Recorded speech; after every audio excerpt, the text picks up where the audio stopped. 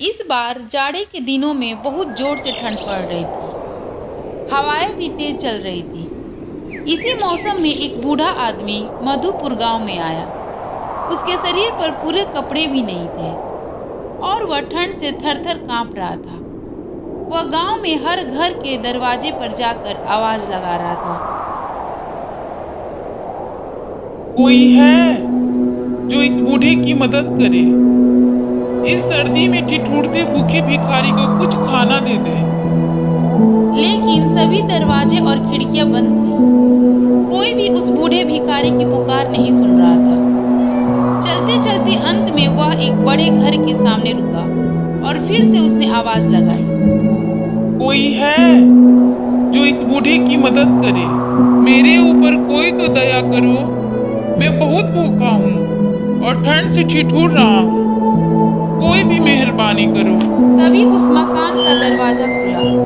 उसमें से एक महिला जो खूब गर्म कपड़े पहनी हुई थी बाहर निकली और बोली, तुम्हें क्या चाहिए और तुम यहाँ आकर क्यों चिल्ला रहे हो? मुझे बहुत सारा काम है, चलो जाओ यहाँ से।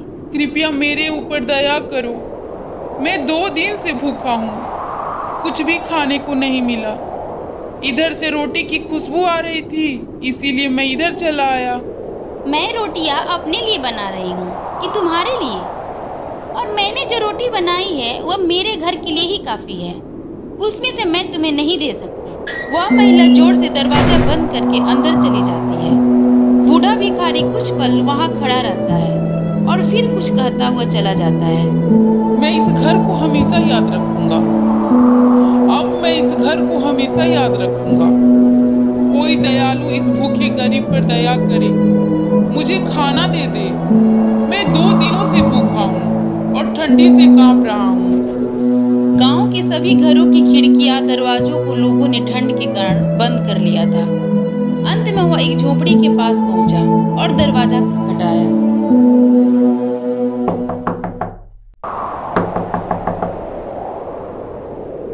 अरे, तुम इस समय यहाँ बाहर क्या कर रहे हो? इतनी ठंडी पड़ रही है। तुम तो ठंड से कांप रहे हो। आओ आओ, घर के अंदर आ जाओ। अंगीठी जल रही है, वहां बैठो। थोड़ी देर में तुम गर्म हो जाओगे। बाहर बहुत ही ठंडा है। वह महिला बूढ़े भिखारी को घर के अंदर ले गई। वहां उसके 2 बच्चे खाना खाने के लिए जमीन पर बैठे हुए थे।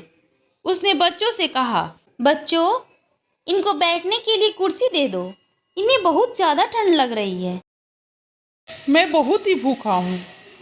मैंने 2 दिन से खाना नहीं खाया। मुझे रोटी की खुशबू आई, इसीलिए मैं इधर चला आया।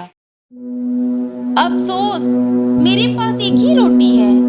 इसके अलावा घर में और कुछ भी खाने के लिए नहीं है। मैं बहुत ही भूखा हूँ। मैंने 2 दिन से कुछ नहीं खाया है।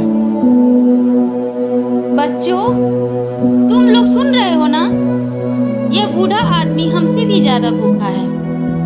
तुम लोगों ने तो सुबह रोटी का एक टुकड़ा खाया था, परंतु इस बेचारे ने तो कल से ही कुछ भी नहीं खाया है।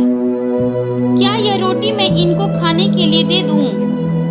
माँ की बात सुनकर बच्चों की आंखों में आंसू आ गए, क्योंकि उन्होंने सुबह से बस एक रोटी का टुकड़ा ही खाया था। इस रोटी को अजनबी बूढ़े आदमी को देने के बाद उनके पास खाने के लिए कुछ भी नहीं था। हाँ माँ, यह रोटी इन्हें ही मिलनी चाहिए, क्योंकि यह हमसे ज्यादा भूखे हैं। उस महिला ने रोटी के प्लेट को अपने बच्चों के सामने से लेकर उस बूढ़े आदमी को खाने के लिए दे दिया। बूढ़ा आदमी बहुत ही भूखा था, इसलिए वह रोटी को तुरंत ही खा गया और उसके बाद जाने के लिए खड़ा हुआ और बोला, मैं आपके घर को हमेशा याद रखूंगा। आपने इतने बुरे समय में मेरी सहायता की है। आप बताइए, मैं आपके लिए क्या कर सकता हूँ? आप मेरे लिए केवल भगवान से प्रार्थना कीजिए कि मुझे कल कुछ काम मिल जाए, ताकि मैं अपने बच्चों को रोटी खिला सकूं। नहीं तो मेरे बच्चे कल भी भूखे रह जाएंगे। मैं भगवान से आपके लिए प्रार्थना करूंगा कि कल सुबह से आप जो भी काम करें वह काम दिन भर चलता रहे। अगली सुबह दोनों बच्चे जल्दी उठ गए और अपनी माँ से खाने के लिए कुछ मांगने लगे, लेकिन घर में कुछ नहीं था। बच्चों, तुम तो बहुत ही समझदार हो। कल कल रात को खाना हम लोगों ने बूढ़े आदमी को दे दिया था। लेकिन हाँ, याद आया, टोकरी में एक हरे रंग का कपड़ा पड़ा हुआ है, उसे ले आओ। मैं उसे बेच करके कुछ खाना खरीद लाती हूँ। माँ, यह कपड़ा तो सिलवाने के लिए रखा हुआ है। इसे बेच देने पर इतनी ठंड में पहनने के लिए भी कुछ नहीं रहेगा। कोई बात नहीं बच्चों, तुम चिंता मत करो। नापने के लिए लोहे का डंडा ले आओ ताकि पता चल सके कि यह कितना बड़ा है। 1 गज, 2 गज, 3 गज, 4 गज। अरे, यह कपड़ा तो खत्म ही नहीं हो रहा है। मुझे अच्छी तरह से याद है, यह कपड़ा 2 गज से ज्यादा नहीं था, लेकिन यह तो अभी और है। 5, 6, 7। हे भगवान, यह कपड़ा तो खत्म ही नहीं हो रहा है। 11, 12, 13 गज। कपड़ा लंबा होते जा रहा था, खत्म होने का नाम ही नहीं ले रहा था। छोटा सा कमरा हरे रंग के कपड़ों से भर गया। बच्चे खुशी के मारे कूदने लगे और बाहर जाकर पड़ोसियों को भी बताया।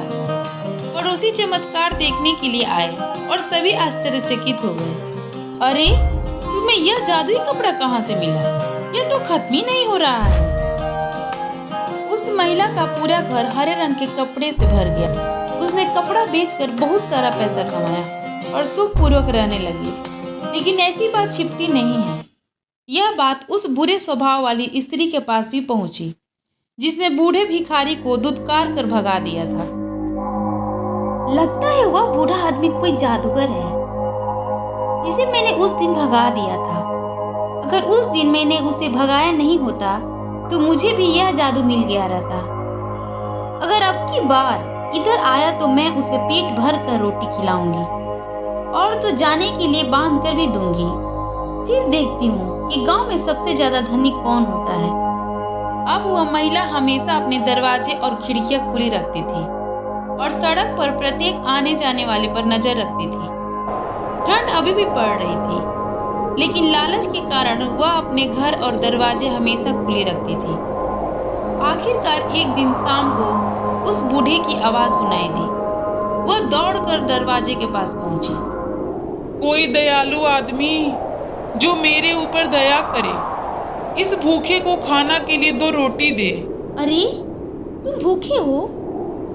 इतनी ठंडी पड़ रही है, तुम तो ठंड से कांप रहे हो। आओ आओ, घर के अंदर आ जाओ। पहले चाय पी लो, फिर मैं तुम्हारे लिए रोटी सब्जी ला रही हूँ। जितना चाहे उतना खाओ। भले ही मैं भूखी रह जाऊंगी, लेकिन तुम्हें अपनी भी रोटी खिला दूंगी।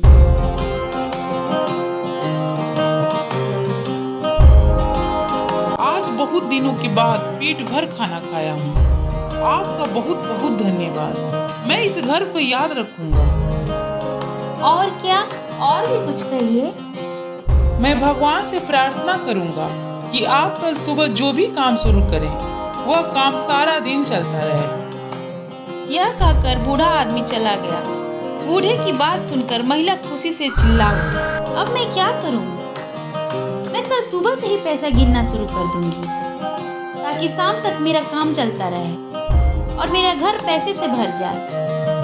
लेकिन पैसा रखने के लिए बड़े बड़े थैलों की जरूरत पड़ेगी, इसलिए पहले मैं कुछ कपड़ा काट लेती हूँ। रात भर में थैली सील लूंगी, ताकि सुबह पैसे रखने के लिए थैला तैयार हो जाएगा। कुछ कपड़ा और कैंची लेकर पहले थैला बनाने लगी। वह रात भर इसी काम में लगी रही। पहले थैला के लिए कपड़ा काटती, फिर उसे सिलती। यह सब करते करते सुबह हो गई। उसे पता भी नहीं चला। एकाएक उसे लगा कि कैंची तो रुक ही नहीं रही है और वह कैंची को नीचे रख भी नहीं पा रही थी। ऐसा लग रहा था जैसे कैंची उसके हाथ से कह रही थी, मुझे चलाओ, मुझे चलाओ। यह सब महसूस होते ही महिला घबरा गई। रुक जाओ, अरे मेरी चादर पर्दे सब कट गए। अरे यह तो मेरे पति का कुर्ता भी काटना शुरू कर दिया। अरे भाग्यवान, तुम क्या कर रही हो? तुम मेरा कुर्ता क्यों काट रही हो? लगता है तुम्हारा दिमाग खराब हो गया है। ये कैंची जल्दी से नीचे रखो। मैं नहीं रख सकती, मुझसे कैंची रखी नहीं जा रही है। यह अपने आप मेरे हाथ से चल रही है। कैंची रुकने का नाम ही नहीं ले रही थी। दोपहर होते होते कुर्ता, धोती, कमीज, साड़ी, बेडशीट सब कुछ कट गया। घर में ऐसा कुछ भी नहीं बचा जिसको कैंची ने नहीं काट दिया हो। शाम को उस बूढ़े की आवाज सुनाई दी। कोई है जो इस बूढ़े की मदद करे?